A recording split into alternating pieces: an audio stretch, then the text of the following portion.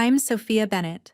I'm 32 years old. I'm a graphic designer in Denver, Colorado. And this morning, I woke up to 29 missed calls from a number in Illinois. I stared at my phone so long my coffee went cold in my hand, because deep down, before I even listened to a single voicemail, I already knew who it had to be. Some memories do not fade with time. They wait. They sit quietly in the dark corners of your life until one ordinary morning they rise up and drag you all the way back. For me, it was one sound, one number, one flashing screen, and suddenly I was 12 years old again, standing alone inside Union Station in Chicago, watching the only people who were supposed to protect me turn my fear into entertainment. My mom left me at a train station as a joke. They laughed. They actually made a bet over whether I could find my way home on my own. I can still remember the way my stomach dropped when I realized they weren't coming back after me. The way every face in that station looked unfamiliar. The way the whole city felt too big, too loud, too cold for a little girl with almost no money in her pocket. That was the day everything in my life split into two versions. The girl I had been before that moment, and the person I had to become after it. I never went back. Not that night, not the next week, not ever. I built a different life, a different name, and a future so far from them that most days I could almost believe they no longer existed. But this morning, those 29 missed calls proved something I had spent 20 years trying to bury. The past does not always stay where you leave it. Sometimes it comes looking for you. Hey, does the weather where you are feel perfectly in tune with your current mood right now? Growing up in Willow Creek, Illinois, taught me very early that appearances meant everything in my family. To our neighbors, we looked solid and respectable, the kind of middle-class American family people pointed to when they wanted to talk about hard work and good values. My parents owned a small but successful chain of home goods stores, the kind of places that sold kitchen mixers, bedding, discount coffee makers, and every random household item people forgot they needed until they walked past a bright display. On weekends, my father grilled in the backyard, my mother waved at people across the fence, and everyone acted like we were building the kind of life other families should admire. But inside the house, love was always tied to performance, and safety depended on whether my mother was bored enough to invent another lesson. She loved calling them lessons. That was her favorite word. If I cried, I was too sensitive. If I asked for help, I was helpless. If I forgot something, I needed to learn responsibility. She could turn any normal childhood mistake into a reason to humiliate me, and my father always backed her up with a grin, like cruelty was some kind of team sport they both enjoyed. When I was 8, I asked for a pair of sneakers at the mall because my old ones were falling apart at the toes. My mother told me I was acting spoiled, marched me to a bench near the food court, and said if I wanted to live in the real world, I could start by sitting there alone and learning that nobody owed me anything. They left me there for almost 3 hours. I remember staring at the pretzel stand, smelling cinnamon and butter, trying not to cry, because every time I cried, it seemed to entertain them. When they finally came back, my father laughed and asked my mother if she owed him $20 because he had guessed I would still be sitting in the same spot.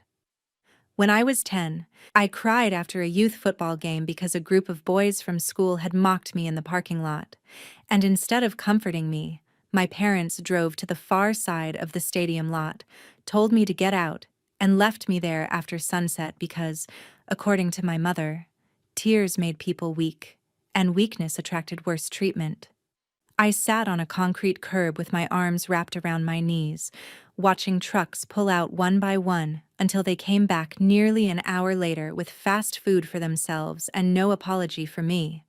My father thought it was hilarious that I was still there. He said he had bet I would try to hitch a ride home or beg strangers for help. That was the pattern.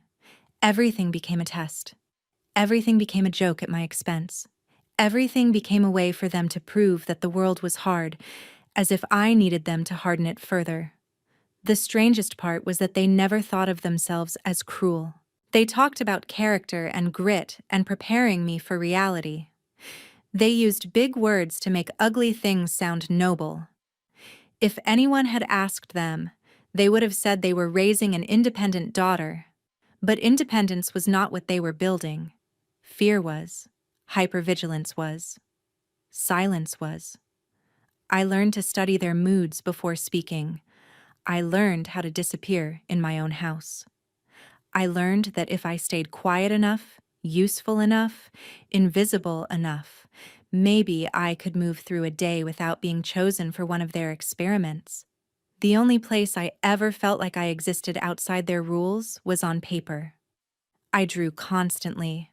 I drew on the backs of receipts, in the margins of school assignments, on cheap sketch pads I bought with babysitting money. I drew bedrooms with locked doors, train windows full of light, women standing on mountaintops with no one behind them. At 12, I could not have explained any of that to you, but I know now that I was trying to draw my way out of my own life. What pushed everything over the edge was something so small most parents would not even remember it a week later. I got a B+ in art. Not math, not science. Art. The one subject that made me feel alive. I was proud of it until I walked through the front door and saw my mother holding the report card like it was evidence of moral failure. She asked how a girl who spent so much time drawing could still manage to disappoint her in the one class she supposedly cared about. My father said maybe I was getting lazy. My mother said maybe I had started thinking effort was enough. That night, while I sat in my room pretending to do homework, I heard them talking in the kitchen, their voices low and amused in the way that always made my stomach tighten. My mother said I needed a lesson I would never forget. My father said he would bet money on that. The next morning, they acted so cheerful it made my skin crawl. My mother made pancakes. My father actually asked me if I wanted orange juice. They told me we were taking a day trip into Chicago, just the three of us. And for one stupid, desperate second, I thought maybe they were trying to reset something. Maybe they had cooled off. Maybe the report card fight was over. Maybe this was the closest thing my family could manage to an apology. I should have known better. The whole drive from Willow Creek to the city felt off, in a way I could not fully name at the time. My father kept the radio loud and drummed on the steering wheel like he was in a great mood. My mother kept turning around from the passenger seat to ask me questions she already knew I would answer carefully. Did I think I was smart? Did I think smart girls were ready for the real world? Did I think life would care whether I was scared? Every answer I gave seemed to amuse them. Every time I tried to stay quiet, they pushed harder.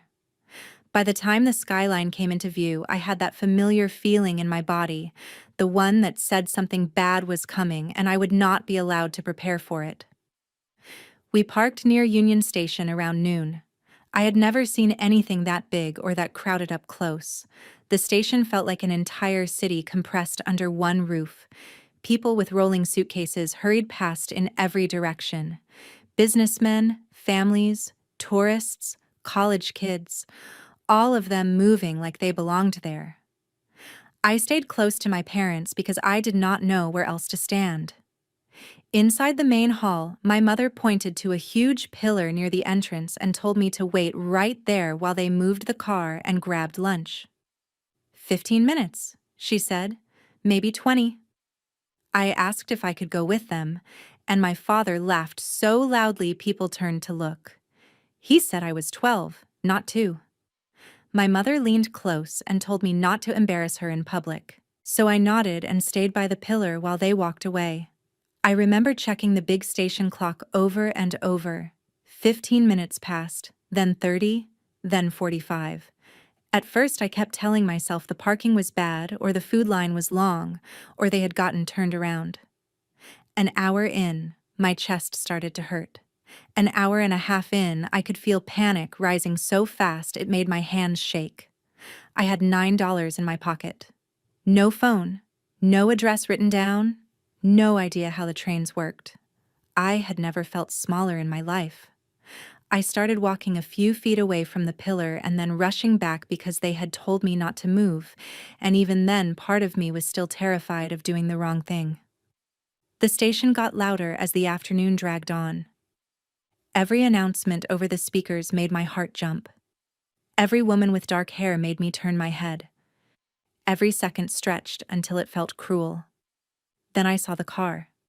Through the front windows, moving slowly past the street outside, I saw our car glide by. My whole body jolted with relief so strong I almost laughed. I ran toward the glass, waving both arms, and for a split second I actually thought they had come back. My father was driving. My mother was in the passenger seat. Both of them were looking right at me. My father smiled first.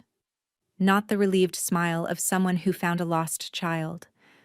The smile of someone watching a punchline land exactly the way he hoped it would. My mother rolled down her window and leaned out just enough for me to hear her over the traffic. She yelled, "I bet $50 you cannot even find your way home." Then she laughed. My father laughed with her. He lifted one hand off the wheel in this stupid little thumbs up, like they were congratulating themselves for being clever. Then the car moved on and disappeared into traffic. That was the moment the world changed shape for me. It was one thing to fear they might forget me. It was one thing to suspect they were teaching me another lesson.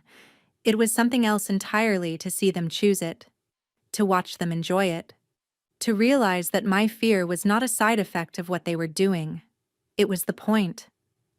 I stood there frozen until someone brushed past me and muttered, "Excuse me," and the sound of a stranger's voice snapped me back into my body.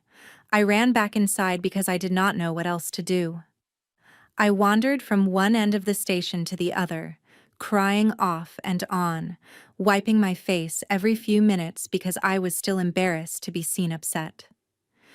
My parents had trained that into me too.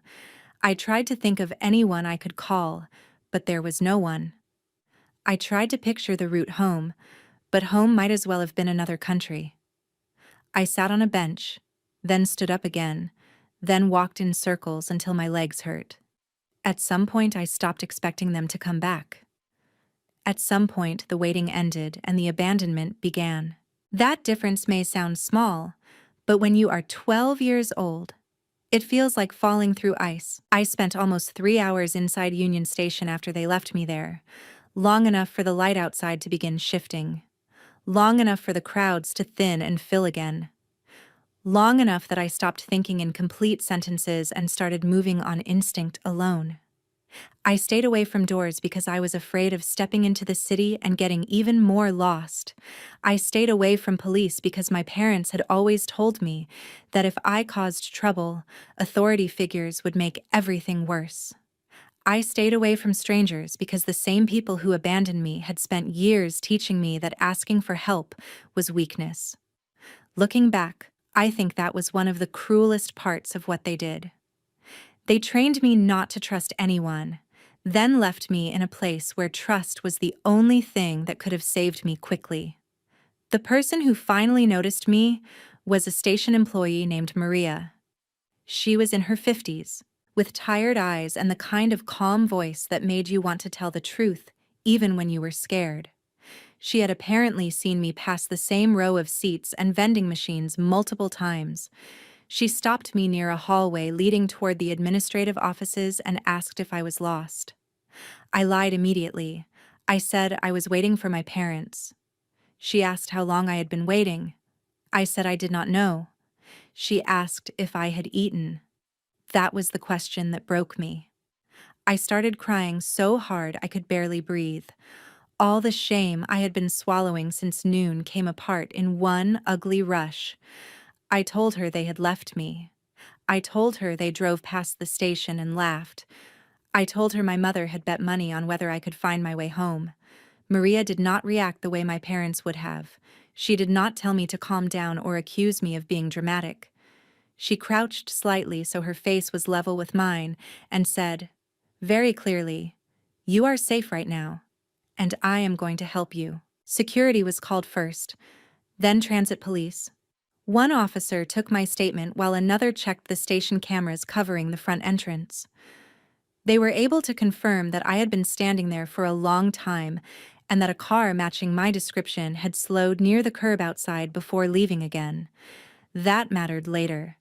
At the time, all I knew was that the adults around me had suddenly become very serious. One of the officers asked for my parents' names, our home address, our store name, everything I could remember. Another brought me water and crackers because I had not eaten since breakfast.